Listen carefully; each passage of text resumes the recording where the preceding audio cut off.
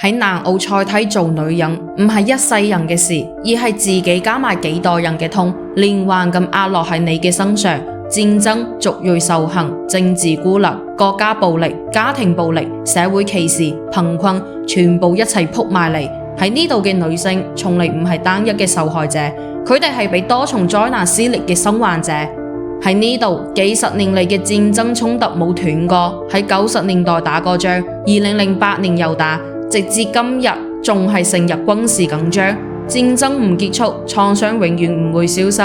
佢哋睇住屋企被炮火炸散，親人失蹤，男性家庭成員被拉去打仗再冇返嚟。戰後嘅南奧塞梯滿城係失蹤嘅男人，但傷得最深嘅係日日要撐住成個家庭嘅女人。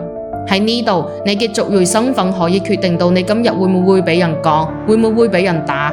奧塞梯裔、格魯吉亞裔之間嘅仇恨延續咗幾十年。在南奧塞梯，格魯吉亞族裔嘅女性會因為自己嘅姓氏、口音甚至外貌會俾人歧視、攻擊，護照唔俾承認，唔准醫療，自由移動都唔得。佢哋活喺陰影，連國家都唔承認佢哋嘅存在。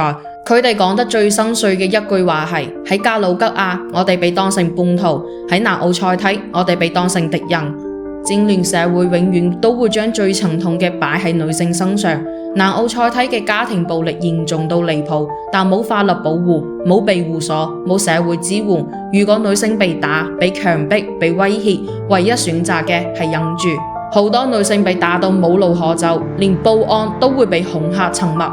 呢度嘅經濟基本上係崩潰嘅，失業率高，工資低，物資缺，冬天仲成日停電，好多家庭一日2餐都成問題。女性想揾工仲會被嫌棄，會被歧視，而且仲要撐住屋企，照顧小朋友、老人家、傷兵、殘疾親人，連自己病咗都冇藥食。佢哋用盡力氣去生存，但現實係一層層咁壓死佢哋。佢哋冇抗爭，佢哋試過組織，試過發聲，試過跨族裔互相幫助，但南奧塞梯係一個國際唔承認、世界都唔理嘅地方，連求救2個字都好似講俾空氣聽。佢哋唔係冇用，而係佢哋被世界遺忘同忽視。如果你願意，至少俾佢哋一個被睇見嘅機會，請你關注同分享，因為沉默會害死更多嘅人。